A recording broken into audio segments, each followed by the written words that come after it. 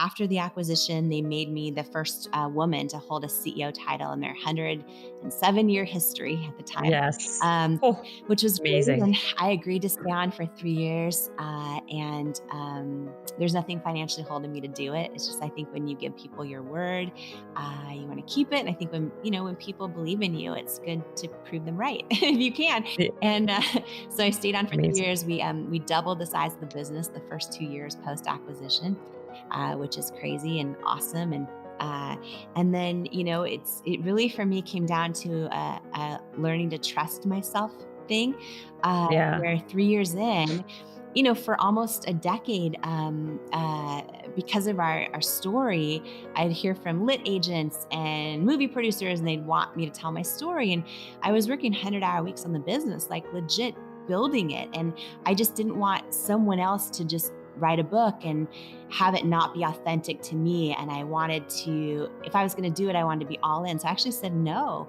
to everyone for years. And then a little over a year ago, I was just like, oh, I just knew it's time. There's so much to unpack there. One of the first being, yeah, I think you mentioned around 80% of women, 73% of men experience a lot of serious self-doubt and a lot of limiting beliefs. You talked about, obviously, one of your biggest, it seems like one of your biggest issues was rejection, this fear of rejection. Would you walk us through sort of your experience with what some of your biggest limiting beliefs were and how you overcame those?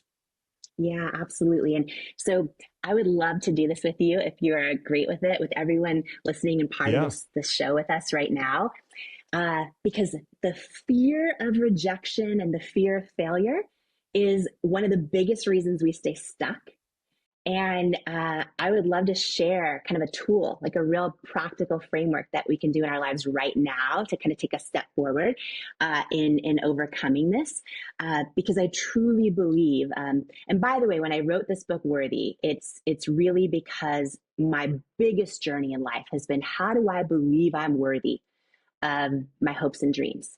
And in life, what I know to be true is we can have all the success in the world. We can build all the things and all of that.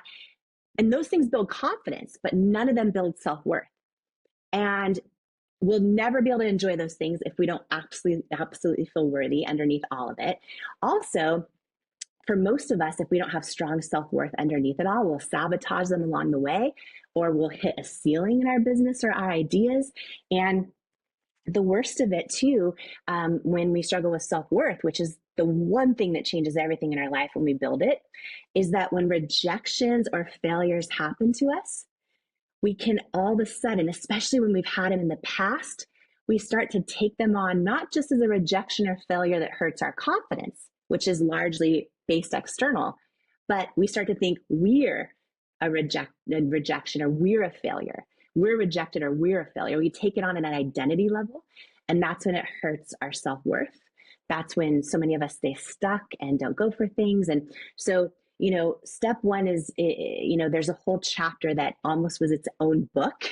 It was going to be its own book, but I didn't want to wait 2 more years. And so it's inside Worthy as a chapter called When You Change Your Relationship with Rejection, You Change Your Life. And so here's what I would love to take everyone through. There's a framework called the 4 R's.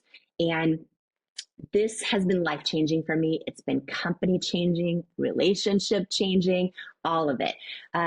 When you think about how, as human beings, we're all wired to avoid pain at all Yep. costs. And I know so many people, even though they know if I go to the gym, I'll be healthy and I'll have all of these pleasurable rewards, but I just hate working out.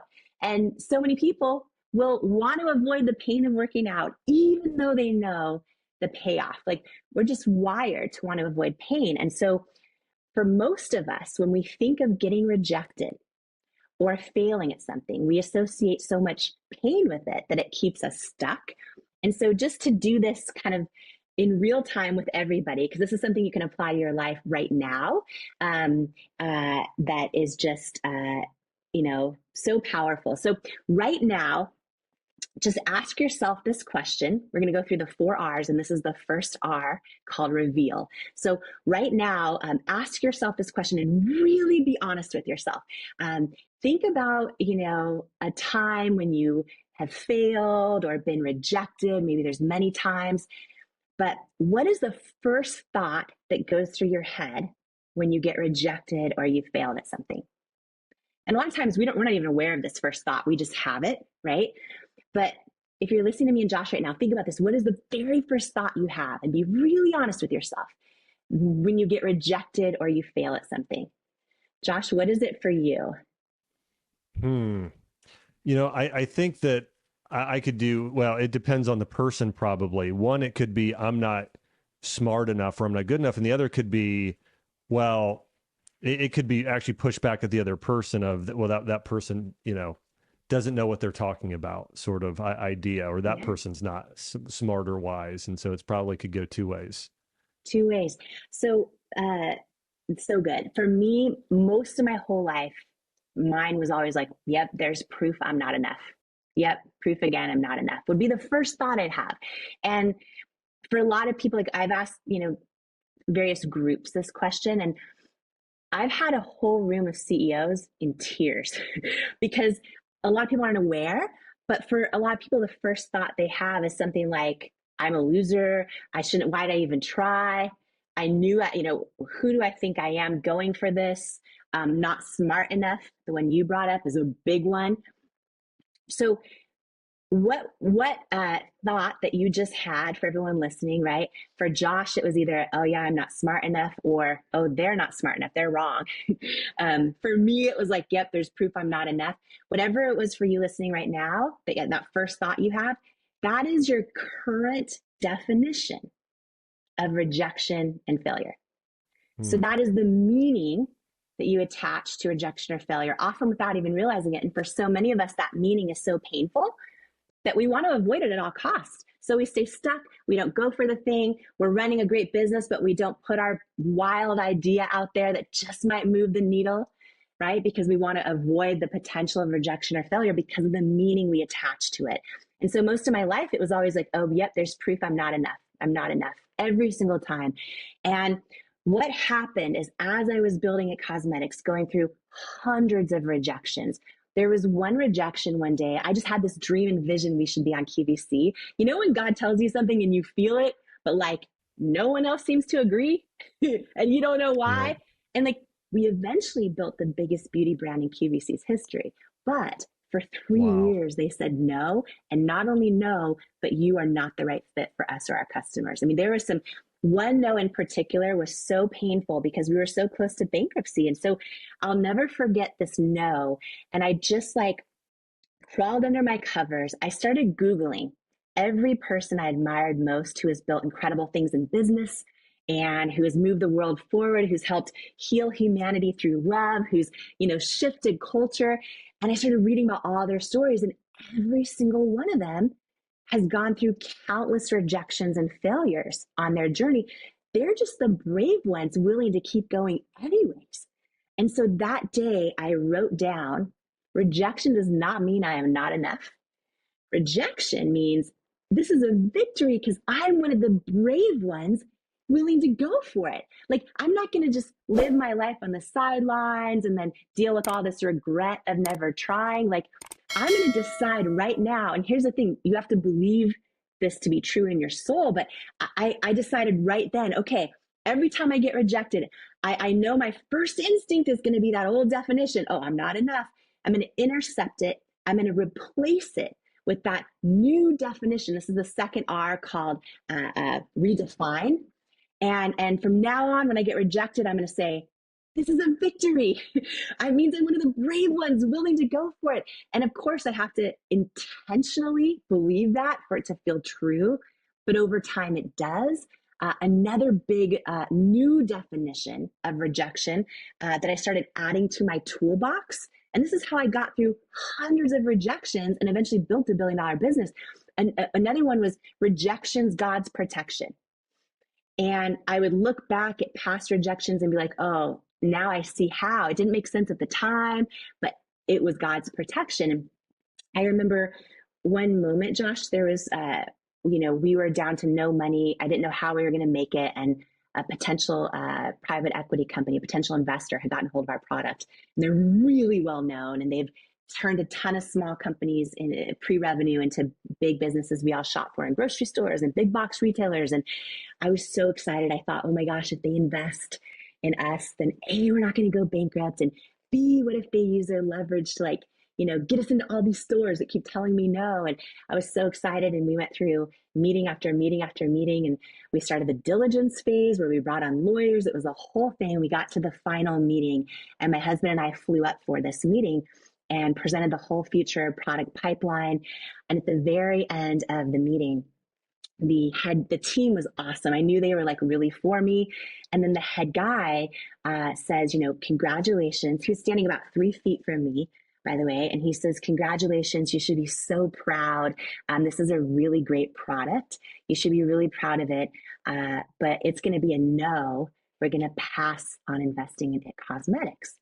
At this point, I gotten so many no's. And I said to him, okay, can you tell me why? Because feedback is usually a gift. And he just got really quiet. And then he says to me, do you want me to be really honest with you?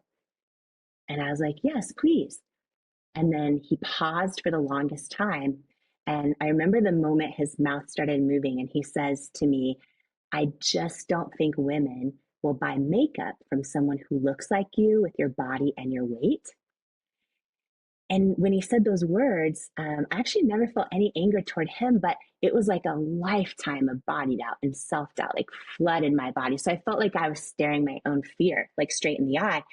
But when he said those words, I'll never forget this. I got this feeling deep down in my stomach. I can feel it like it was yesterday that literally said, he's wrong. He's wrong.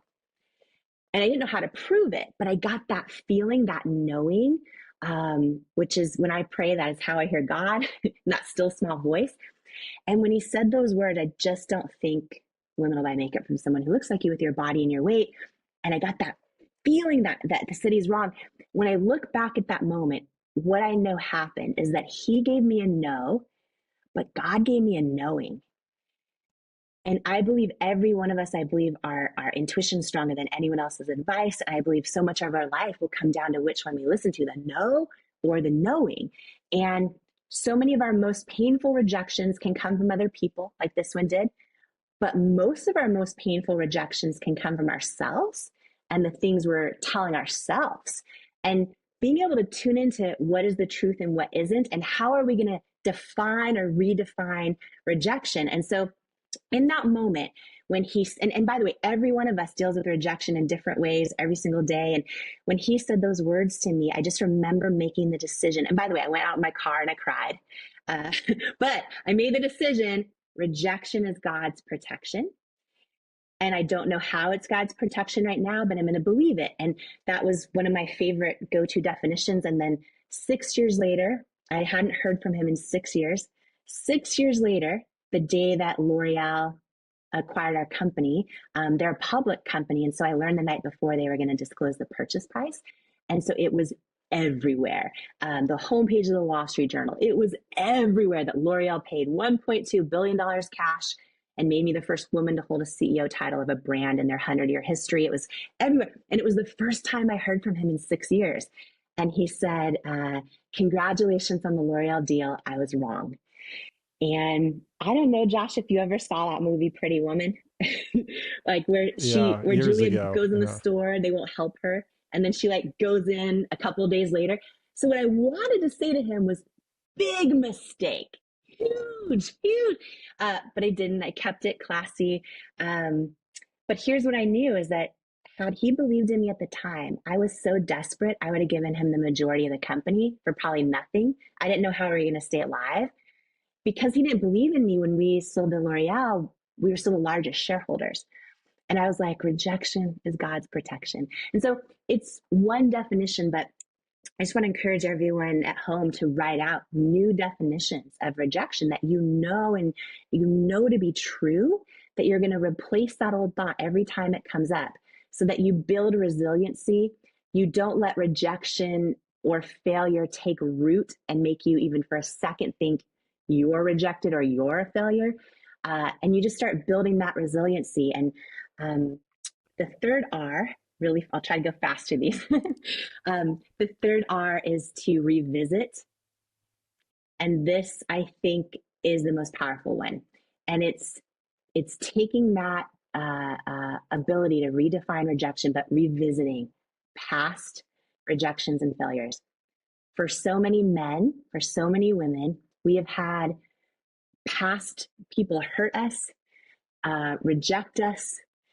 We have made our own mistakes. We have failed so many times, and we let those labels and those limiting beliefs take root and it's almost like we're trying to fly carrying these lead balloons of labels we've put on ourselves from our past. And we can easily start to believe our past can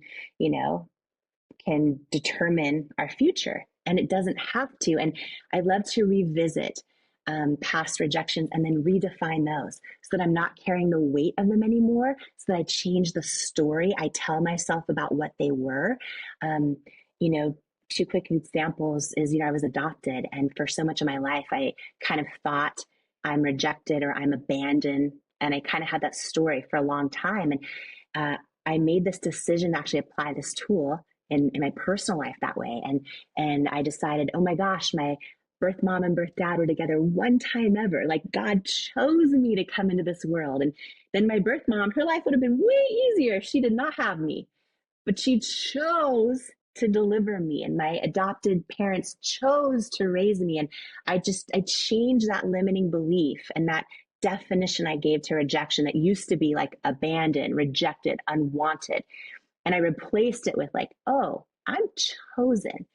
And I believe that. And it's shifted how I live my life. And the last quick one I'll share is my favorite in case someone needs to hear it today.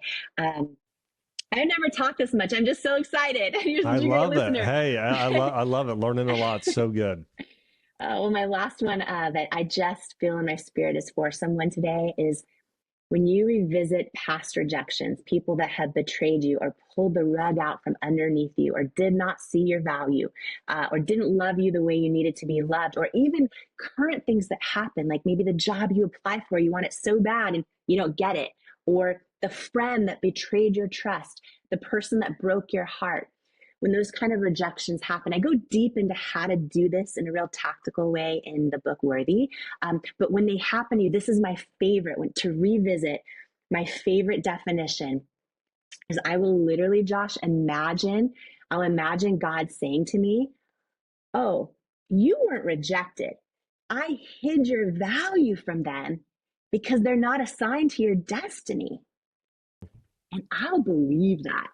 And it's how, to this day, if all of a sudden I'm not invited to a party or included in something or whatever, we all face these various forms of rejection or someone just not liking us no matter how hard we try. And maybe it's an in-law, maybe it's whatever, these various forms we all face of rejection. We put our art out in the world and it gets no likes on social, whatever it is, like whatever we're going through. I just have that divine trust where I believe, like, oh, okay, God is saying to me, no, you're not rejected. I'm hiding your value from them because they are not assigned to your destiny. And I just think that it's one of the most powerful things we can do because, and the fourth R, by the way, is to revel in the fact that you have become fearless when it comes to rejection and failure. And I can just sit here and share with you that, I made so many mistakes building at cosmetics. And, I believe in the power of being a lifelong student. And every day I'm making mistakes and all of that. But one of the things that I know how to do really well, like I am fearless when it comes to rejection or failure. Like it does not faze me at all. And it's because I've learned to change my relationship with it and the meaning I give it and to new meanings I really believe. And it's literally one of the keys on how I turned an idea in my living room into $1 billion business. It's one of the keys on how, I poured my heart and soul into Worthy and I'm putting it out there in the world. Like I believe it's for a reason bigger than myself. So yeah, when you change your relationship with rejection, you change your entire life. Who's your biggest critic? And you can guess who they said. I'm assuming it was themselves. It was them. It was, them sitting there and being like, I am my biggest critic. And you just said you got 1 million no's. Like, Is this a? I love your mug. It's my book. Oh, listen. Is this a woman thing? Is this a man thing? Is this a learned thing? You obviously went through it. But somehow going through with all those no's, which a lot of these women are like, if I heard that many no's, I would just quit. How the heck do you deal with all those no's and then continue to believe in it? Yeah. First of all, thank you for asking that question, because I think when we share these no's and we share this rejection, again, back to what you guys do every single day, helps everyone feel less alone. So thank you for even asking that. I think this is huge, because when you Google my story, you don't see that. You just see like a fairy tale Cinderella story. And I realized from getting so many DMs on Instagram that, women think like, oh, did you just have connections, or did you just get lucky, or did you? And I'm like, no. And a big part of the journey was handling the no's and how. So thank you for asking that. Yeah, just to use, I guess, one quick story that's an example of this, that maybe because I think everybody listening right now probably has rejection in some form. And then how do you handle your own inner critic from like not taking over, right? I think when we listen to our own inner critic, and when we turn the volume up on that instead of learning how to turn it down, I think we end up literally talking ourselves out of our own truth and our own calling and our own purpose in this life. And so I think one of our greatest journeys, literally every human being, and especially every woman, and doubly now that I'm a mom, because I've been CEO of a $1 billion company and I've been a mom. Being a mom is harder. Hands down. Listen to that, ladies. Listen to that. $1 billion company. Mom is harder. Mom is harder. And I also noticed since being a mom too, which I love that you guys talk about this a lot, but my inner critic has gotten louder, and comparison, all those things that every human being deals with, I think gets doubled down on us when we become a mom. And so I think learning how, and I talk about this a lot in Believe It, this idea of how do you turn down the volume? Like I imagine, Kat and Nat, I imagine this imaginary volume dial literally in my own head. When I hear my inner critic come out that says, Jamie, you're not qualified, or you're not enough, or you're all these things, I have to literally imagine myself turning, or by the way, sometimes it's our partner.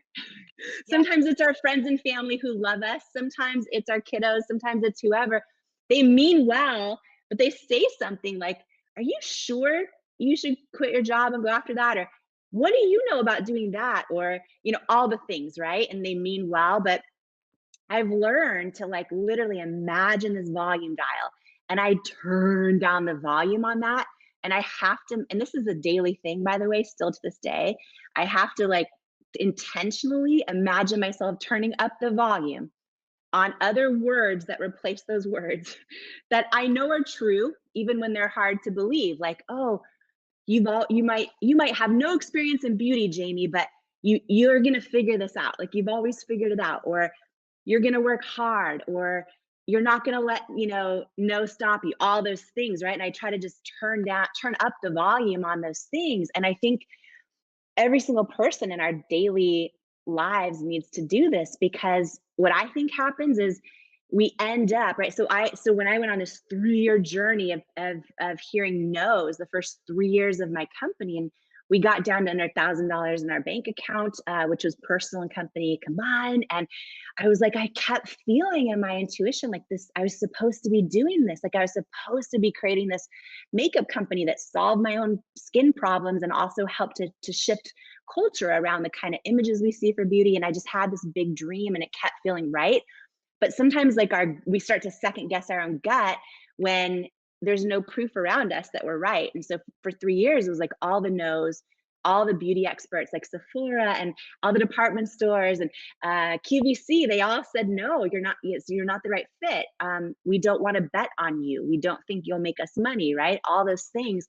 And when you have experts telling you they don't think you're going to make it, and then you have, there's no proof around you that you're going to make it, and then you have friends and family worried about you. At the end of the day, learning how to turn down the volume on all that, including your own self-doubt, and like hearing your own gut, for me, I've done a million things wrong in my journey. And I share all those too in the book, but like one of the things I did right was I learned to hear my own gut, and I made the decision to trust myself when it said keep going. I'm supposed to be doing this, and that changed everything. You know, I feel like a lot of people, they fail, or they try and they fail, and then they're like, well, I don't have it in me to do more. They just feel so crushed by failing. And you know, Kat and I, sometimes we joke because we were never super successful like in school or in any of the traditional things where other people were shining. So we're like, every time something doesn't work out for us, we're almost like we have great practice in failing. We're like, if something really turns out well, we're like, well, this is new, this is very exciting. But when you say like you learned how to like trust your gut, I think that like that inner, it feels like it can be such a small thing inside you, and people want to tune into that and they want to hear it. It's like in their mind they know what they have is a great idea, but they need to like, they don't know how to do it. Is until there a they can feeling? hear their gut. Is there a feeling in your, what's the How gut did you Yeah. find it? Yeah. Oh gosh. Okay. I'm so excited. I'm going to share a thought with you really fast. I have a question for you, if it's okay to ask. Do you guys think that part of like what you do now and why you're so successful everywhere, which I'll just say that about you because it's true. Do you feel like you're not afraid to fail, and that's a big part of it? And that's Oh a my big God, part of you know, I think it's sort of our detriment too, because we also are shocked when we're successful. And, you know, I think that when you learn, you know, I dropped out of high school, when you learn to not be afraid or ashamed of what or who you were, you let go of all these expectations. Like so many people are afraid to say, I can't afford it. You know, I just can't afford it. Like, you know, I don't have the money. Like I can't go out for dinner because I have no money in my bank account. Like all these secrets that we've been taught to keep or not share, you know. I'm having a hard time with my husband, right? I'm not, but like, you know, all these things where spread rumors. No, like it's like Yeah. you have to constantly front yourself. And I think that No. we're gifted at our gift is being okay with our flaws. But I also think that like, although they were traditional failures, I think what it sort of showed us is that we don't have to follow the path where everybody else is successful. Like I remember when I wasn't going to be able to afford to go to university, which is, you guys call it college, but not a community college, university. I couldn't afford unless I took out loans. And I also didn't have the marks to get in. And I remember someone saying to me, like, you're never going to get a job if you don't go to university. And I was like, I remember thinking to myself, I don't necessarily think that's true. I think I can be successful and not have to go spend all that money for the 4 years and maybe study something that may or may not apply to a job or something I want to do in the future. And so like the failures that look like failures to other people were sometimes just like if they were successes in other ways, you know? Totally. And one thing you just said too that's so powerful is that when that person told you that, you already knew that they were wrong. You had that feeling. Like you knew, right? So you trusted yourself in that, which I think is huge. And one thing before I forget, oh my gosh, then I want to share something. This is so big, what you just said about failing, I think too, and just sharing too, that like for all of us, right? Because I'm part of your community too, and appreciate you, everything, how you guys show up in the world so much. But for me and everyone else part of your community right now, like listening to this, I think this is huge because you watching your success and your impact and all the things in real time, and then hearing that you're not afraid to fail, right? I think this is so big because when you look at like all the research, it shows even women, it should, like so many studies show that women won't ask for a raise until they meet 100% of the qualifications, or won't ask for a promotion, whereas men at 60%, right? When they meet about 60% of the qualifications, they'll ask for a raise or they'll ask for a promotion, or apply for a job. And for women, it's 100%. And it's because from the time we're little, we become sort of people pleasers, perfectionists a lot of times, and also we're scared to fail, and we wait until we think we're going to have it perfect to go, take the dream and take the big step and launch the thing. And I feel like that is such a disservice because we end up literally never stepping into the person we're born to be. We end up staying in our comfort zone, like letting it chip away at our soul. And you guys are living, breathing examples. And I hope and pray I am too, because oh my gosh, there's been so many things where I've been like, you know what? It's because I wasn't afraid to fail over and over and over. And I wasn't afraid to get rejected over and over and over and over, that this eventually happened, right? And one big thing that that stands out to me is, we were a couple years into our company and just hearing no's from everyone. I didn't know that one day the company would be a success, but I just kept having this feeling, kind of like when you just described, the person said, "Oh, you need to go to university to make it," and you're like, "Oh no, I don't think so," right? I just kept having this feeling that I was supposed to be doing it, but I didn't know how we were going to survive. And a couple years into the business, we got a call from a potential investor, and I was so excited because we were down to no money. And this investor ran this big private equity company, and they invested in all of these consumer product companies that we all buy in the grocery store, like big names and they invested in a lot of them when they were teeny tiny before anyone knew them, and made them in household names. And I was freaking out because I'm like, oh my gosh, if they invest in our company, A, I'm not going to go bankrupt. B, maybe they can use their leverage to get us into these stores that are telling me no. I was so excited, and we started the meetings, and meeting after meeting, and we got to the diligence phase, which is where we show them, future product launches and projections and all that. And it came down to the last meeting, and I thought it was the day my life was going to change. And I'll never forget, my husband and I flew up for the meeting, and we were standing there about 3 feet away from the head guy. And he thanked us, and he said, "We really love your product, but it's a no. We're going to pass on investing in it cosmetics," right? And I sat there and I said, "Okay, can you tell me why? Can you give me some feedback?" Because feedback's usually a gift. And I'll never forget this moment in my life. It was a defining moment. And I think so many people will be able to relate to this, because we all have these moments in different ways. But when I asked him, like, "Oh, why is it a no?" He looked at me and he's like 3 feet from my face. And he said, "Do you want me to be really honest with you?" And I said, "Yes, please." And he said, "I just don't think women will buy makeup from someone who looks like you with your body and your weight." He did not. Oh my God. Oh you my are God. freaking lying. Oh my God. And I sat there, and it was wild because for me, a lifetime of body doubt, like flooded my body all at once. And I was watching these words come out of his mouth. Two things happened though, and this is your story reminded me of this story. Two things happened in that moment. I mean, listen, I went to my car and bawled my eyes out. I had to figure out how to not replay those words over and over forever. But in that moment when he's literally 3 feet from me saying those words, I remember, like, distinctly, I remember having this feeling in my gut, like deep down inside, like, he's wrong. Just like what you just said about university, I was like, he's wrong. And I knew it, I felt it. And I also realized, oh wow, this dude is passing on investing in my company because he's just as much, I don't want to say a victim, but impacted by the whole beauty industry too, that tells you to look a certain way to make money, right? So it fueled me more to keep going.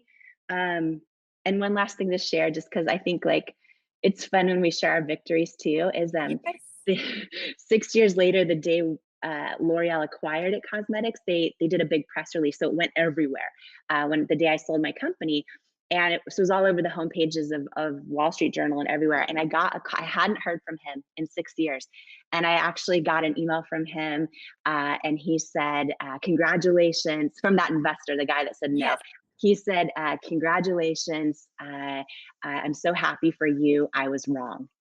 And wow. Yeah. And this is the cool part about life, is I learned, like, it would have been the most successful investment in his firm's history, but also, cat and nat, I'm telling you, there's a famous saying, rejection is God's protection, which you could also say rejection is the universe's protection, right? It applies differently for everybody. But, like, had he not rejected me, I was so desperate at the time, I probably would have given him the majority of the company for almost no money, and thought and been grateful, because he didn't believe in me, even though it sucked at the time. It was so painful. Fast forward 6 years, we were still the biggest shareholders of the company when we sold it. So it was like life changing. So thank God he didn't believe in me at the time. And anyways, sometimes we get these rejections and they suck, but, like, I try to keep that faith. I think it's so important to remember, though, too, that failure and rejection aren't like, just because you can handle it doesn't mean you don't feel it. So you can totally feel like you can get it, it can get you down. And that, I think a lot of people think that, rejection and failure, you just, when you have gone through it, you're kind of like, I'm immune to it. It's fine. It's good. No, you can still definitely, but how do you move through it? And if you don't feel it, you don't grow from it, right? Like if you don't feel anything, you might be a little bit too medicated or something, but you have to feel. That's okay. You got to be able to still feel, and yeah, to be able to feel it exactly. If you were just like not feel it and carry on, you wouldn't have learned that wasn't the right person for you, and that wasn't the person that was going to put forth your company the way you wanted it to be, because you absolutely needed to be the leader of this company for it to be the way that to sell the way that it did and do so well. And if they had put, who knows who you would have put in your place. I love that you share that it's okay to feel it. Cause yeah, even to this day, I feel it. I feel hurt to this now. Anytime I get rejected, or anytime like a friend doesn't show up for me how I hope they would, or you know what I mean? I mean, to this day, it like will destroy me inside. And I think it's good to share those things, because I think a lot of people are embarrassed when they sob their eyes out for days, or they feel like it's a weakness. I don't think it is. I think or it's when you get rejected, that feeling of rejection is like, it's ironic you share that story, because we were out in LA for TV and we got a huge deal in February. Fast forward, and it was a year ago. It was the best our call agents were like, this is unheard of. This doesn't happen. Our agent at WME called us. Fast forward to April, the deal's gone, done, because of life's COVID, all the circumstances, maybe. Or protection. Yep. Or protection. And it was like it was like, what? It was another knock, but it's, again, it fueled us to go, all right, where can we go next? How can we call? So I think the feeling, what I love about what your book and what you're talking about, and, everyone needs the book, because women often, you see someone who has an idea and then you see the success, right? So I actually use Sarah Blakely as an example, who I don't know much about, but mad respect, because she obviously started it in her university room, Spanx from here to there. But her story is, you see that she had the idea, and then you see her building of like, success, and the in between. Everyone can say, I had hardships, it was really hard, I had no's. But when you can't relate to the story of a man sitting there and telling you to your face the reason you're not successful, it's very easy in your own brain, because storytelling is what brings us all together. When you can actually take the humanity in someone's story, then you can relate it to yourself and say, well, I can maybe do that, because maybe your mom or dad used to say that to you, that, that's a pipe dream. It's never going to happen. Get a real job. So the fact that you take these real life examples, and you also have your friend stories in the book. What are you going to do now? I mean, like, you sold the company. I know you were still acting as CEO until just very recently as well, right?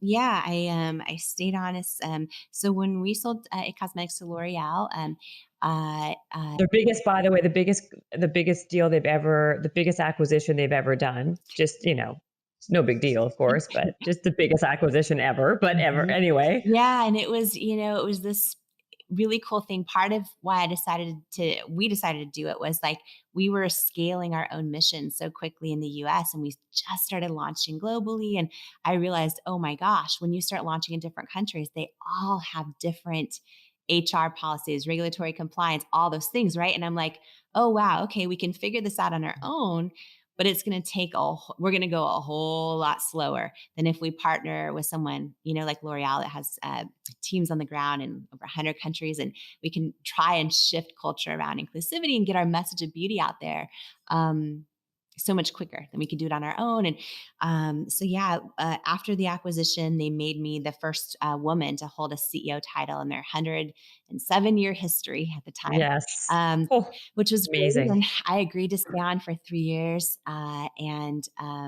There's nothing financially holding me to do it. It's just, I think when you give people your word, you want to keep it. And I think when people believe in you, it's good to prove them right if you can. Yeah. And so I stayed on for 3 years. We doubled the size of the business the first 2 years post acquisition, which is crazy and awesome. And And then, it really for me came down to a learning to trust myself thing, Yeah. where 3 years in, for almost a decade, because of our story, I'd hear from lit agents and movie producers, and they'd want me to tell my story. And I was working 100-hour weeks on the business, like legit building it. And I just didn't want someone else to just write a book and have it not be authentic to me. And I wanted to, if I was going to do it, I wanted to be all in. So I actually said no to everyone for years. And then a little over a year ago, I was just like, oh, I just knew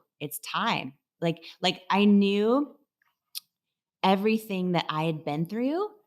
I don't think it's for me. I really truly believe, and I believe this of every person, that the journey we go on, the stories we have, the setbacks we overcome or don't, all the things, like I realize my greatest joy isn't selling my business for, but it's not any of those things. Like those things are awesome. Don't get me wrong, but like it doesn't fill your soul. Like when we know the things we've gone through can be of service to someone else, like that's the ultimate, right? Whether it's our kids or our friends or someone we've never even met that saw our story on Instagram, whatever it is, it's soul filling. And it made me realize like I, you know, I was ready, and it was hard to leave the company I built. And after 3 years, I just knew, I knew to trust myself that this next chapter was how can I serve at an even higher level um, than I'm doing now? And how can I use everything I've gone through? Like I've done, again, a lot wrong, but there's a lot of things I did right in figuring out like how to accomplish my biggest dreams. So it's Mhm. like, now and what's next for me is literally pouring into every other woman and person on like their own journey of doing that for themselves, including my daughter and my little son Wilder too, Wonder and Wilder, but like pouring into What great names too. there. Thank you. And so, it's really why I wrote this book. It's like my whole prayer for this book is that I get DMs on Instagram and I meet, people in person post COVID. I can't wait. Right. And they I say to know. me like, "Oh my gosh, like this story or this lesson literally was the thing that helped me break through the self-doubt and help me, go after this dream or believe I was worthy of being in a relationship that's healthy or, not shame myself for my own body, not having a baby or any of those things, right? Because I think like together, the power of story, and when we learn from each other, it helps us believe and on our own journey, going from underestimated to unstoppable. It's exactly. That's a great. The title is great, by the way. I think besides believe it, the underestimated to unstoppable is exactly what I think is people need to hear because people feel underestimated. They need to feel unstoppable. Yeah. And like I said, I really enjoyed your book. Believe it. I love it. Yay, thank you Jamie so much. Marie Kern Lima. That's so also, I should share with you too. This is just something fun for your community. So for launch week, right? It's a big launch week of the book.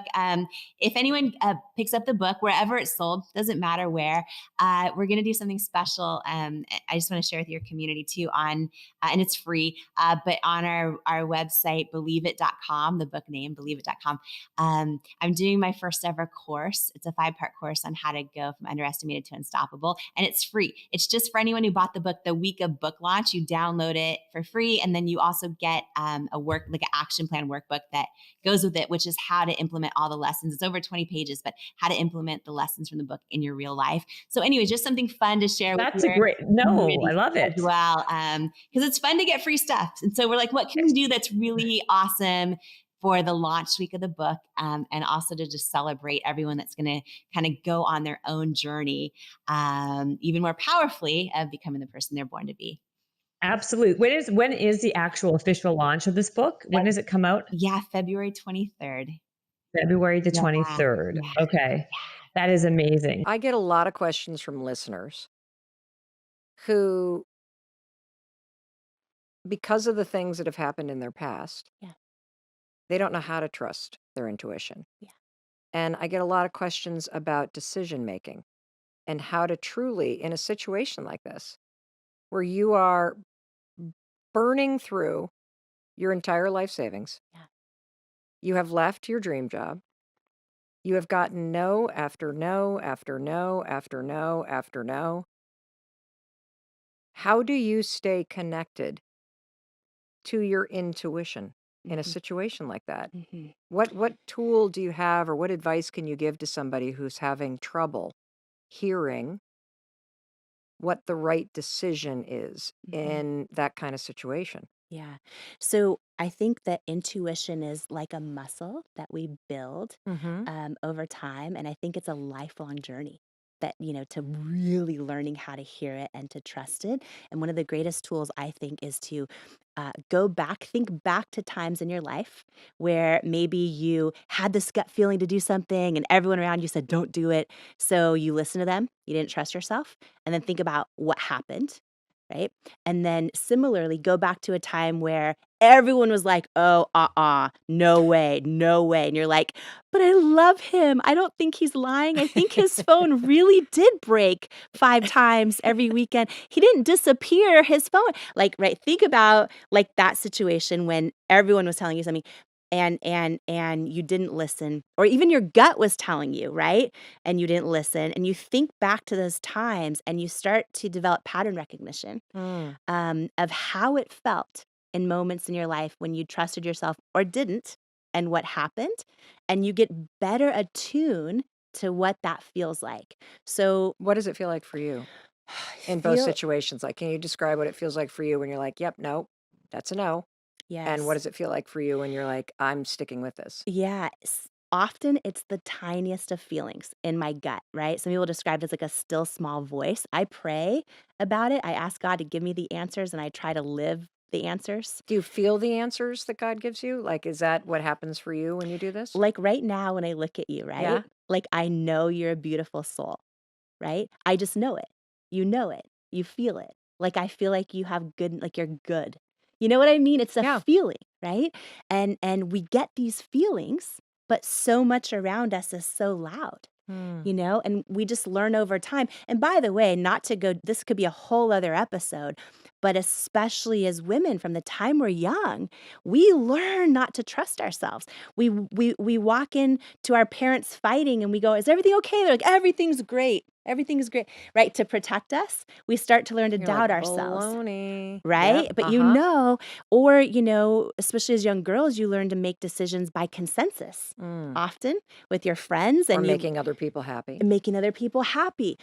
People pleasing. We're rewarded for pleasing everyone else and almost ignoring what we feel. So if you're someone who's an adult right now going, I don't even know how to hear my own gut or trust myself. That's why we've been trained out of learning how to do it, right? So it takes intentionality and really deciding, oh, you know what? I'm going to put in some time, even if it's 5 minutes a day, just to thinking about moments in my life where I trusted myself, where I didn't. And if you don't remember any of them, start now. You know what you just inspired me to think about? Hmm. I don't even know if it's possible to do this, but imagine if you could go through the rest of today and only make decisions that align with what you truly want. If you Yes. don't want to go to that party tonight, don't go. If a friend asks you something and you feel obligated out of guilt to lend them that thing, don't actually lend them the thing. Yeah. Eat what you want to eat tonight for dinner. Don't just go to wherever your friends want to go. Like, I think that would be a real eye-opening experiment if you were to do that. And you start building that muscle, right? And the more you do that, some people don't even pay attention to what they actually want to eat for dinner. They're just like, what sounds good to everyone? But to your point, when you start paying Hmm. attention, then you also start building that knowing of hearing your own knowing. Do you think it's possible to discover your unique purpose in life if you are not connected and listening to your intention and intuition, I mean? And your own intuition. Here's how I think it's way more likely, and you're going to actually discover more than one purpose Hmm. often if you're really tuned in to your intuition and you're intentional about it. But what I'll say for someone who feels like they can't hear their gut, but they still want to find their purpose, a friend of mine, Rory Vaden, says that you're best positioned to serve the person you once were, right? Trent Shelton, our friend, says one day the things you're going through right now will be the things you made it through. Yeah. And what I would say to someone listening right now is look at something in the past that has broken your heart, that has caused you grief, that has been something that you care deeply about, whether it's positive or negative, that you've gone through, something you care deeply about, or maybe pain you've gone through, something you have made it through. I believe often when we go through the hardest times in our life, it's for one of two reasons. What are they? It is to either equip us with the strength we need to carry the weight of our success that's to come, to carry the weight of our purpose that's to come, or we've gone through these horrible, unspeakable times, things we would never want to happen to us again in our life, because we're actually going to get our greatest source of fulfillment and purpose by one day helping someone else who's going through them. And I love that saying that you're best equipped to help the person you used to be. Yes.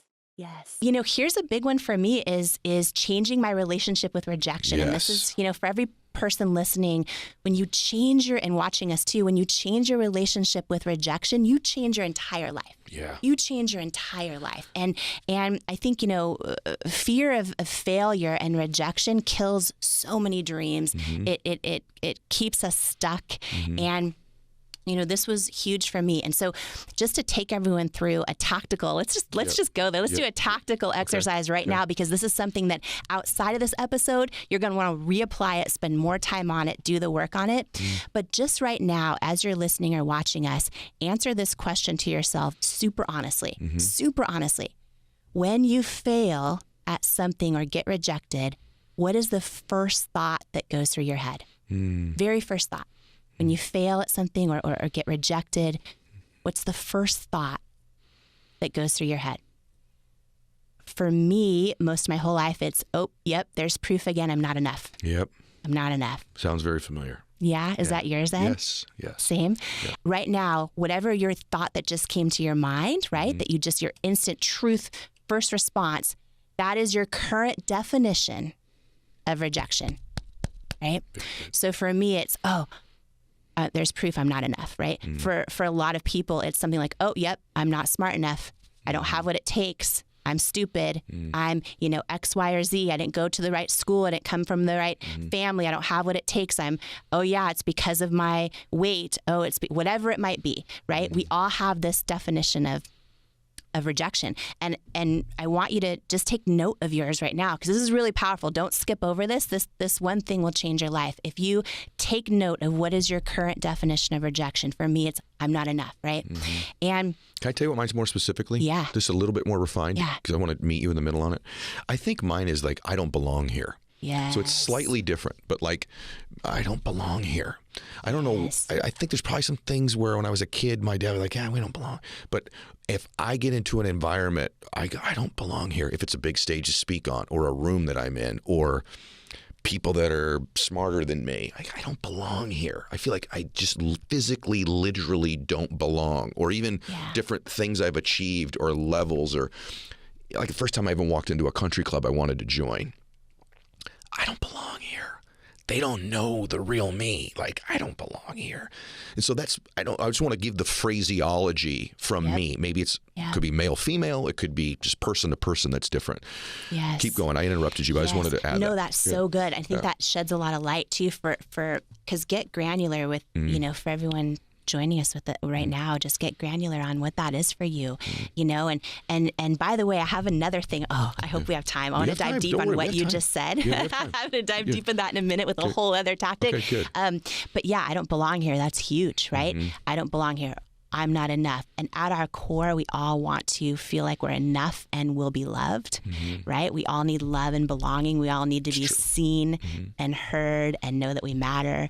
And at our core, that's a huge one. Did you have the belonging thing? I wonder, because you didn't, your birth mom gave you up real early, right? So like, did your the mother who raised you make you feel like you belonged immediately, or did you struggle with that at all? I have struggled with that my whole life. Have you? Yeah. Not feeling like I fit in, not feeling I belong, feeling I'm different. Yes. And maybe you are different, and maybe that's a good thing. It doesn't mean you don't belong, but I am different. You are different. I know you. By the way, those of you that are listening, you are different. That's why you're individually you. Yes. Right? That's the thing that makes you different is your special sauce. Yes. Not the thing that eliminates you from the room or the environment. It's what makes you special to add something to your family, add something to a company, add something to another human being. Is these different things about you? So anyhow, you're going down your treasure. And to add to that, it's your superpower. If you are showing up in this world as your authentic self, by definition, you've never been done before. There's never been another you. And we think the thing that is different or quirky or awkward about us is what's wrong with us, but it's actually the thing that's right with us, right? and I don't want to get off on a huge tangent, but like, had I not embraced all the crap that was technically wrong with me, I could have never built $1 billion company. Like, rosacea is considered a flaw. It's considered something wrong with me. And it's like when I finally started to embrace it and share it and step into it, right? That's when other people felt seen. I was like, oh, me too. And I have skin challenges or this or that or whatever. And it's like, there's a whole chapter in Worthy about this idea of how you're not crazy, you're just first. I love this. You're not crazy, you're just first. Yes. And oh gosh, okay, I could talk about that for hours, but the lessons around this will change your life. It's why this book just came through me. I'm donating 100% of the proceeds. I'm not even doing this to sell books, but this book will change your life, and I'm so fired up about it. But to get real tactical, back there. So we just did our new definition, your current definition of rejection, which for me is like, proof again, I'm not enough. For Ed is, I don't belong here, right? And take note of what yours is that came to your mind right now. And step one of literally changing your entire life. Again, when I believe this through my core, when you change your relationship with rejection, you change your entire life, your business, your family, your relationships, your goals and dreams, ever stepping into your calling. So I want you to come up with a new definition of rejection that you are going to believe is true and remind yourself of every time it happens. And I'm going to give you a couple examples of this. So, for example, when I went through years of hundreds and hundreds of no's and rejections building It Cosmetics, and I would sit there, Ed, and I would Google all of my greatest heroes or people I thought I had so much respect for. And as I would read their stories, I'm like, oh, they've all gone through tons of rejections in their life, right? Every single one of them, right? And I came to this realization that the people who succeed the most are also the people who fail the most, because they're the people who try the most and keep going. And so I started, and I started telling myself this new definition of rejection, which is, ooh, it's a victory. It means I'm one of the brave ones willing to go for it. Yes. And I started telling myself that every time I'd call a new retailer on the phone and they're like, oh, no, you're not the right fit for us or this or that or whatever. And it would hurt my feelings. It's not that I was immune to being hurt or whatever. But I'm like, oh, you know what? I'm one of the brave ones willing to go for it, which means eventually I'm going to succeed. And I started seeing rejection in this weird way as a positive thing.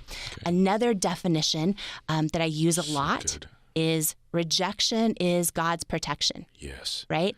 And I use this one a lot, and there are more in my own life, in my own head, right? This is something I tell myself over and over. There's more stories than I can count where I'm like, and by the way, one example is It Cosmetics. I mean, there was one investor midway through the journey that said, he passed on investing. And I thought we were down to almost bankrupt, right? We had under $1,000 in our account, which was the company and our personal, which meant we had a few weeks left before we went bankrupt. And everything was on the line. And I had this big meeting with a potential investor. And you know the story, Ed, but it's so unbelievable. At the end, he passed on investing. And I really was thinking he was going to be like my saving grace. And he said that he didn't think women would buy makeup from someone who looked like me with my body and my weight. And it was a whole thing. And Wait a second. Hang on. Did you all just hear what she said? Okay, I want you to imagine you struggle with worthiness issues. You've been building this company forever. I just want to make sure, because I think what you're about to tell them, the belief system that you took from it, could change the world. So the first thing is, I want to go back. Yeah. Okay. You're not crazy. You're just first. I want everyone to just digest that. I want you to hear what this woman said. Who knows about this stuff? You are not crazy to be pursuing your dream. Yeah. You're just first. Yep. And you're probably first in your family, which is why they're the ones who think you're the craziest. You need to accept this. Yeah. Okay. There's a profound, Jamie has this ability to say profound, deep things over and over again, hundreds of them. And she doesn't know. You are not crazy. You're just first. And your family's probably not going to get it. And even in your own company, maybe they're not going to get it. And so that's okay. The second thing is, this woman's struggling with worthiness all of her life. She's getting rejected like crazy, up and down. She's also struggled, one of her worthiness issues is she had rosacea. She's struggled with body issues all of her life, if we're going to get really real with Jamie, okay? She's had body issues. So imagine your biggest insecurity is probably that. It's physical, okay? She's this gorgeous, beautiful woman, but she doesn't know it. And so her number one insecurity is probably her body issue, at least operating out in the real world. She goes into this meeting needing it. She's down to $1,000. He not only rejects her, he says to you, I'll let you say it again. Yeah. He tells her the very reason I'm rejecting you is the very thing you think about yourself the most deeply. I want you to imagine this. So go ahead. Yes. And we had gone through meeting after meeting. We went through the diligence phase. We were so close with this potential investor who's the head of a private equity company. And in the final meeting, it was in person. So he's about 3 feet from me. Paula, my husband, was on the other side. And he says, congratulations. You should be so proud of this product and what you've built, but it's a no. We're going to pass on investing. And when I said, can you tell me why? It's usually feedback's a gift. And he got very quiet. And he said, you want me to be really honest with you? And I said, yes, please. And he said, I just don't think women will buy makeup from someone who looks like you with your body and your weight. And two things though, Ed, okay, because rejections and the pain that they cause can take us out. They can take us down. They can take us out. We can keep replaying them over and over and over in our heads. And by this point, I had so many rejections. This was just one that I thought was going to be my saving grace that had he said yes. And I remember after I cried in my car, I remember telling myself rejection is God's protection. And I don't know how this is going to be God's protection. I don't see it now. It doesn't make sense to me now. I needed it to be a yes now, but I'm going to choose to believe that, because if I don't believe that, it's going to take me down. I'm not going to get back up and keep going and embracing more rejection and more rejection and more rejection and more rejection, right? And here's what ended up happening. I didn't hear from that guy for 6 years. The day that L'Oreal bought my company for $1.2 billion cash, because they are a public company, it was all over the press, right? Homepage of the Wall Street Journal, everywhere. That was the first time I heard from that potential. In 6 years, he said, congratulations on the L'Oreal deal. I was wrong. Gosh. And what I wanted to say to him, Ed, was, did you ever see Pretty Woman? Yes, the character's Edward. Of course I saw Pretty Woman. I love that movie. So when they wouldn't help her in the store and then she goes back later, what I wanted to say to him was, big mistake. Huge. I can give you 1.2 billion reasons why it was a huge mistake, but I kept it classy. I didn't say that. But here's my point in this. Had he invested, it would have been the most successful investment in his firm's history. But guess what? I was so desperate at the time, Ed. We probably would have given the majority of the company for almost no money, right? Because he didn't believe in me. When we sold to L'Oreal, I was the largest shareholder. So it's like, rejection is God's protection, and sometimes we don't see it when it happens. And so that's one. Can we say something on that too? Yeah. Okay. So because her and I talk about these things all of the time. First of all, it's one of the most unbelievable stories ever, and I've heard it many times. A few weeks ago, I went to watch Jamie speak. I'm in the front row. Obviously, I'm rooting for my friend. But I got emotional again. I started crying again. And actually right now, if I'm not careful, I will, because I'm picturing this woman who all of her life has struggled with worthiness. And then to have someone hit you right where he's hit. But rejection is God's protection is one of the fundamental beliefs I've never heard said before, that if you adapt and adopt that belief in your life, it will change your life.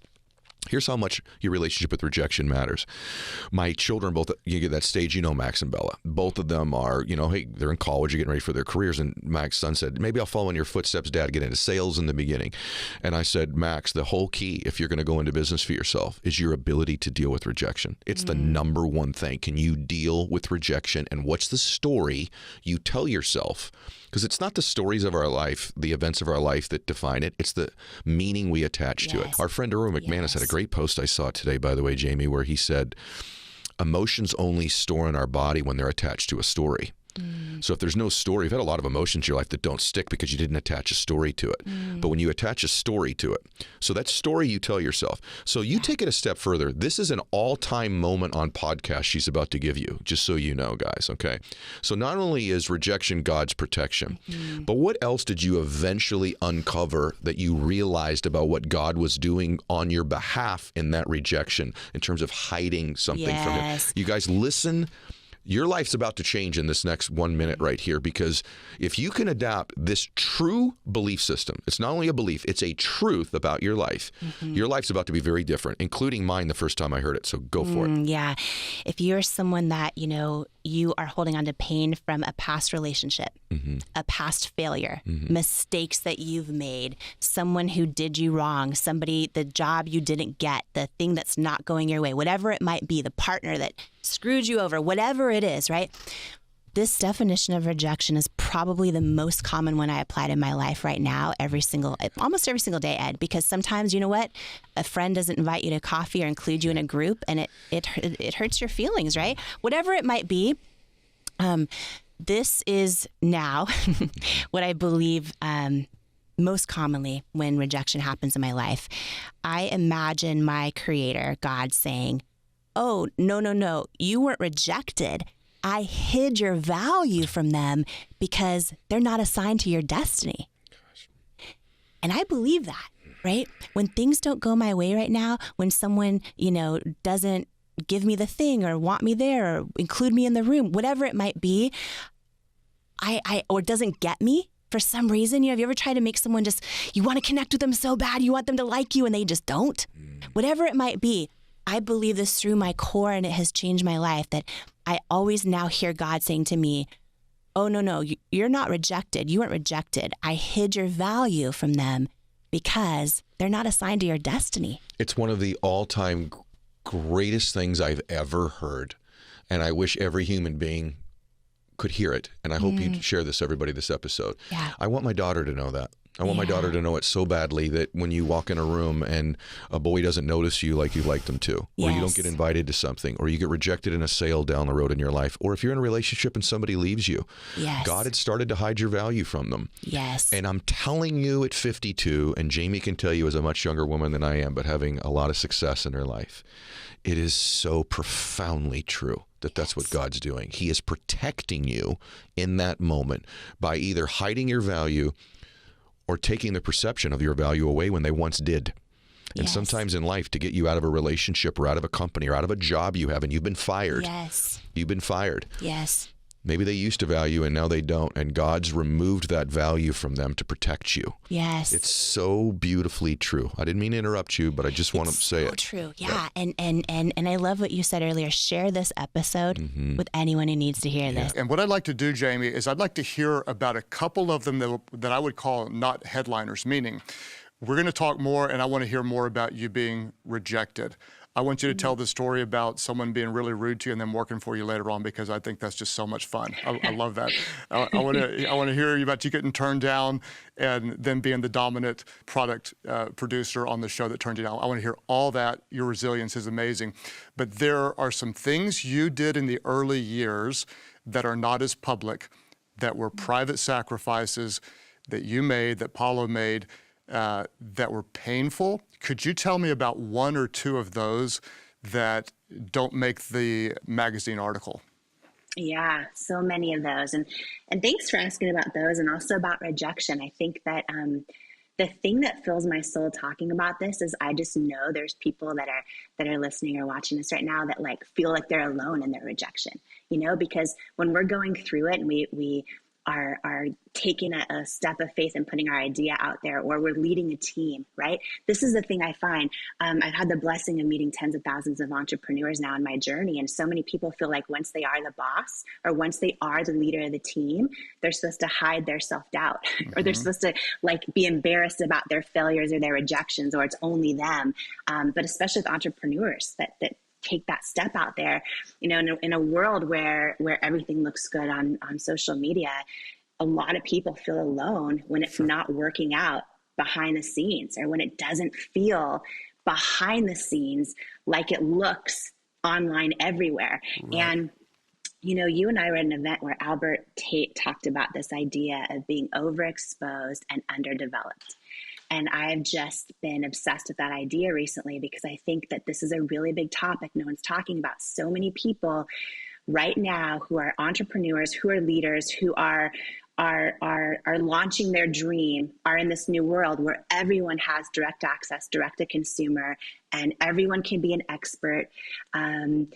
Everyone can, you know, look like they have a great business. And so many people right now are overexposed, but underdeveloped. And I think that is a big risk. And so, you know, when it comes to the development part, I look at a lot of that as what you're talking about, those early years that a lot of people don't know, those sacrifices that you know, I'm super honored to share, because I know someone out there needs to hear it and know that they are not alone, and it is not all glamorous, and it's not just them. And it's, and I believe, Craig, that no matter how hard or unglamorous the situation, or how big the setback, or how painful the rejection, I believe it is I know it is no indication of your ability to succeed. It's no indication of, is your idea going to work, or is your company going to make it? Because the more conversations like this that I have with friends, and I love that we're having this one publicly on your show, and I've had a lot of these privately with people that have built huge companies. It happens to all of us, right? We go through massive setbacks, massive rejection, massive seasons of people saying your idea is not going to work. You don't have what it takes. I don't see you working in our industry. I don't think there'll be a demand for this. And just knowing that is just so important. And in the early years of building at Cosmetics, I didn't know these things yet. So I spent a lot of nights crying myself to sleep. You know, early on, we had no money, and I mean, no money, no money. And it was like, we finally, after all the retailers were saying no, right? Because we'd poured every penny we had into creating a product. And I just thought, if you create a product that's amazing, right? And as long as your product is better than what's out there, and I believed our first product was, it's just going to sell. And I just thought that it would, and it didn't. And I sent it out to all of the big beauty stores, the big department stores, and every single one of them said no. And some of them, it wasn't just like no, it was not no for now. It was like no forever, like no. And so, you know, I eventually thought, let's go direct to consumer. And my husband, we couldn't afford to hire anybody. So my husband built our first website. He bought that book, that big yellow book called HTML for Dummies, and figured out how to build our first website. And I've shared this story with you, but when our website finally went live, I thought it was just going to be this massive success. And the day it went live, we got no orders. And the next day, no orders. And this went on for weeks. And I finally, anyone who works with their partner, this is so easy to do, but I'm like, it's broken. You did it wrong. Like, there's no way that this product is so good. There's no way this website's working. We're just getting no orders for this product. There's no way. And then I remember the day our very first order ever came in, and I was like screaming and running around our office, which was our living room. And he says, that was me. I placed that order to prove to you our website's works. Not broken. Yes. Yeah. And I was just like, oh, and this went on for a long time. And, you know, every penny mattered. Every penny mattered. I remember, really mattered. And so, you know, and it went into our product and into our mission. And we were teetering on this balance of under $1,000 in our bank account for the company and personal combined for a very long time, which meant that if orders didn't keep coming in, like 2 orders a day, 3 orders a day, we'd be out of business. And it was this way for a very long time. And I remember seasons where I would go to the ATM and just like if I needed $20 and I would hit no receipt because like I couldn't even stomach it. Like to, you know what I mean? And it was this constant, are we about to go bankrupt? For a very long time. And it's tough when in those moments, and then one big thing to share, just in case someone needs to hear this today, when we finally got on QVC and had been on for a little while, which is a long story I can share in a minute if you want me to. But we still, all of our money was tied up in working capital at that point. So we still weren't paying ourselves. We still had no money. And I found out this giant competitor who was also on QVC and all the department stores, they loved the product. They saw we were starting to have some success and some momentum, and they were huge. And I learned that they went to our manufacturer and they paid them off to get our formula. And it was so legally we owned it, right? So, but we couldn't afford to sue anyone or do anything. And I went through this devastating season where I learned they're about to launch this exact duplicate of our formula, of our product on QVC and in all the department stores. They were everywhere. And I was just like gutted and literally physically sick to my stomach. Like everything we have in our life has gone into this for years. And this product is finally getting momentum. And now this huge competitor is going to swoop in. And by the way, their brand positioning, their DNA of their company is totally different than ours. Like our positioning as our company was clinically proven products, amazing for your skin, real women. And theirs was totally different. And I was like, this product doesn't authentically fit their brand positioning. They just saw this under the radar company getting momentum and thought they can make it big with our product. And I guess that's what happens everywhere in business. But the lesson in this that I don't think I've ever shared on a show, so I just want to share it because I know so many people are in leadership and business listening to this, or so many people with big ideas or worried about people copying them or whatever. I learned the most powerful lesson of authenticity probably my entire life. And this is when we were very small and had no money. And they did knock us off. And then I found out when it's launching on QVC, and I sat there and I watched their launch, right? And there was nothing we could do. And this is what's tough about being small is you have no money to do anything about anything. You know what I mean? And it's like, it's painful because no one wins when you sue anyways. And it's just like, so I worried though, Craig, that they were going to take us out. I worried that they would get credit for this amazing product because we were so small and they were so big. And they launched it on QVC. They launched it everywhere, and it just did okay.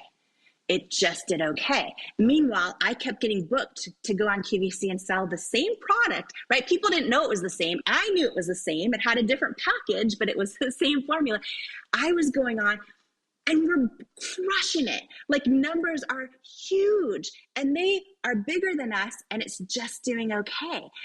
And I was sick to my stomach for months over this until I watched this happen before my eyes. And I learned that lesson that you cannot fake authenticity, that nobody, like customers are smart and you just can't fake authenticity. And this was a product that, even though it was a great one, was incongruent with their positioning. And anyhow, it was a big lesson that I learned. And I remember vowing to myself that one day we would be bigger than that company and they wouldn't even think about doing that to us. And then that happened. And we're so, and the little company in my living room is so much larger than they are today. And one funny thing real quick is, I remember watching, there was a message Joel Osteen did on TV where he talked about the boll weevils, and he talked about how, the cotton crops and coffee crops and farmers were devastated and boll weevils were eating them. Anyways, we were so poor, but my husband made me these t-shirts, and he drew an S and a J and a J, like a superhero for Super JJ on the front, and then like a little boll weevil on the back. And I literally wore those shirts to and from QVC under my coat just to try and stay focused. Because Craig, I was in the green room with the competitor that knocked me off and with all the other brands. And I didn't say anything to anybody because it doesn't help. Gossip doesn't help. And being anything other than professional doesn't help. And it was like I was at war. I was at war, but I just knew God was on my side. I knew I knew that I would ultimately win. I knew, I just didn't know how, but it was a really tough season. So when you say, what are some of the scrappy things you did in the beginning? For some reason, those t-shirts just came to mind. And I don't think I've ever shared that story before. So I thought this was like a big setback in my life happening. And so many times entrepreneurs out there, right? Things start with a problem they want to solve or an experience they had, they weren't expecting or whatever it was. So in that season, I thought, oh, this is the worst thing. Like I finally got a great job in TV. And so anyways, I started spending my paycheck on makeup and like trying to figure it out. And I'd buy the most expensive department stores if I could afford it or get the free samples, or the least expensive drugstore or the pro makeup. And I was like, why is nothing working for me? And then two things happened. One was a deep kind of knowing that didn't make sense, because I knew nothing about the beauty industry, nothing. I knew no one, had no connections. I got this like deep kind of inkling, this knowing like, oh, if I can actually figure out how to create a product that works for me, it's probably also going to help a lot of other people that just like me can't find anything that works for them. So I had that instinct. The second thing that in some ways was almost more important, without me realizing it, I right in front of me realized a deeper why behind the why of why I was going to do this business. And what I mean by that is when I couldn't find anything that worked out there, I all of a sudden realized like, oh, my whole life I've seen these magazine ads, these television commercials, and every model in them like has perfect skin. I don't even know if they're wearing the product they're selling. And I realized that my whole, and I know, Dean, you have a daughter, my whole growing up, my whole life, I'd always seen these commercials and these ads, and I always aspired to look that way. But like I also deep down inside, they made me feel like I wasn't enough. Yeah. And I had this realization, oh, you know what? If I can create a product that works, but more importantly, a mission around using like real people as models, like all ages, sizes, skin tones, like skin challenges, and call them beautiful and mean it. Like, what if I could shift culture in the beauty industry for every little girl out there is about to start learning to doubt herself, and but she's enough exactly the way she is. Exactly. Every grown woman who still does. And so it became this like thing that happened where it was like, oh, I have this feeling I'm supposed to do this. I don't know what the heck I'm doing. And more than that, this deeper pain, this deeper wound, I realized, oh, if I can actually affect that for other people, that and that kind of deep why was actually what helped fuel the journey, which I didn't know was going to be 3 years of rejection and no's and down to no money and no one believing in my dream.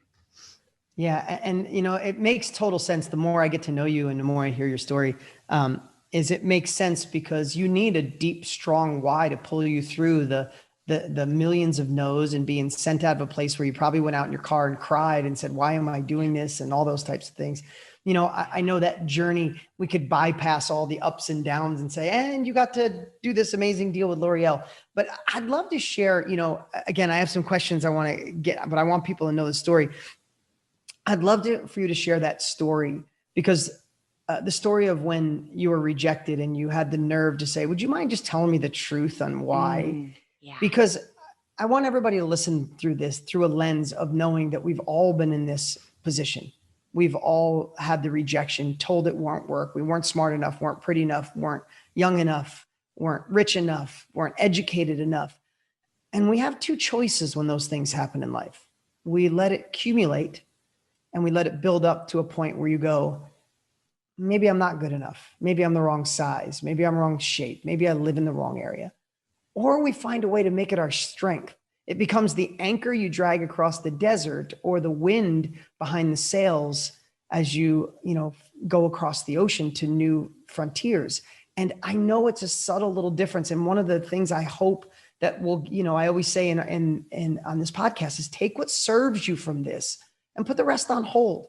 But in this shifting time of uncertainty in our world where you don't know what's going to change, we don't know what's next. Maybe your career, your life, your business has shifted. We need that. We need to be armored. We need the tools And we need the mindset to go, okay, this was a setback. This was maybe designed for me. As hard as it is, that's a must. If you are listening to me, you want another level of life. And that's why I love having Jamie here. And I really want you to hear this story, but put yourself in these shoes. And then I got some great questions I think will anchor in how Jamie got there. So, it's funny when you said that one story of rejection, literally like 100 first entered my mind.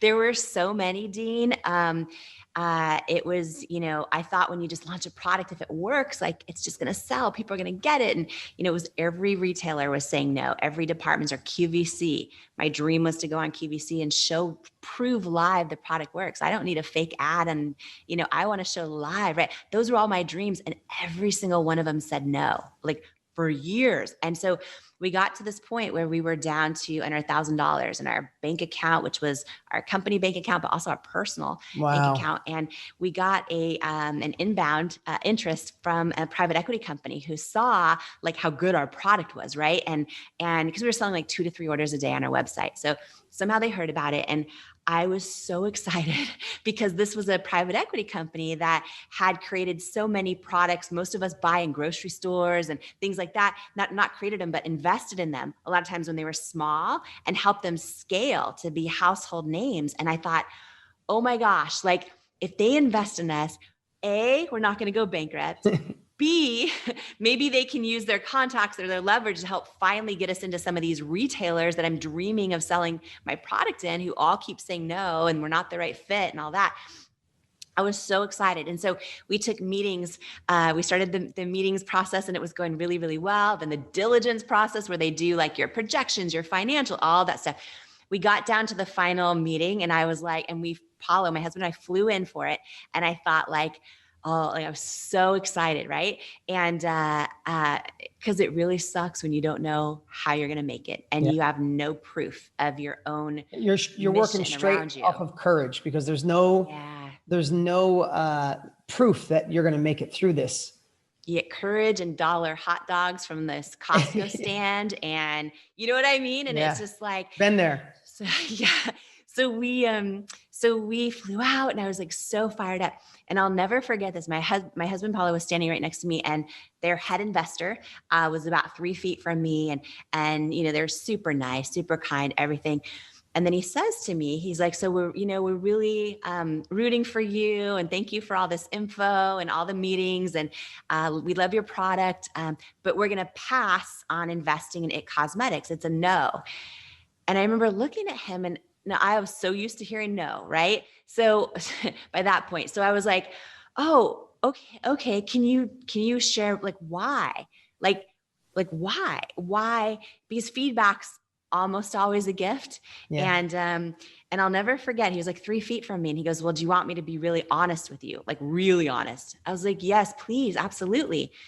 And he looks at me and he says, I just don't think women will buy makeup from someone who looks like you, with your body and your weight.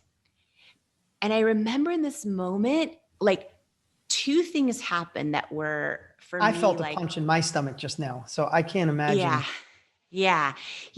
But like, it was like, I remember it was weird. It was almost like I was watching his lips move and these words come out. First thing is I felt like a lifetime of body doubt and God, body doubt and self-doubt, like flood my whole body. But I felt like I was staring my own fear in the eyes, right? Because obviously this was a situation I'm very aware of my whole life, anyone who struggled with body image issues and stuff like that. So I was watching him say that. I felt like I was staring my own fear in the eyes and I needed to keep my faith bigger than it. But I also got this gut feeling, right? And if we ever truly like do the work of learning to hear that inner knowing, I instantly got this gut feeling while he was talking that said he's wrong. God. But I also knew like if I was ever going to prove that, I had to figure out like how to believe it for myself, right? And the other thing that happened was, and I think in life we can, take the route of, oh, poor me, I'm a victim of this dude saying horrible things. It's like, I actually felt I didn't even get mad. What's crazy about it was I realized in that moment, him saying those words, him passing on investing in my company because of my body, my weight, I was like, oh, you know what? This deep why that I know of why I'm doing what I'm doing to help shift culture and beauty, like he is just a byproduct of the same things I saw growing up. He in his whole life has only learned you have to look one certain way to sell product. Right. You found a way beauty. to actually anchor in your thought process. I did. Right. Yeah, like, oh my God, this is more proof that I'm right. More proof. And I'm like, wow, he was a guy, and some guys do wear makeup. He was a guy who didn't wear makeup. I don't even know, you know what I mean? So he directly wasn't affected by that industry. And even he was he was affected by that industry. Right. And he has daughters too, and all these things. And he was making a decision based on his life experiences that told him what was going to succeed and what wasn't. And I realized how he was impacted by the same thing that was going to now drive me to, right. And again, it was a long time after that meeting where I still got knocked down, said no, all those things. But I used what he said and turned it into fuel, because I knew that my mission mattered. I knew it mattered, even if no one else got it at the time. And not to jump ahead, by the way, but just to share this for anyone who's dealing with a big setback right now, like, I really believe it comes down to our mindset and to how we handle it and to how we don't let it turn into doubt in our own head, learn to turn down the volume on it, learn to turn it up into fuel. Ladies and gentlemen, rock this house and welcome to the stage, Jamie Kern Lima! Jamie Kern Lima! Every single one of us has had someone tell us we're not enough. Every single one of us has had someone say words to us that hurt.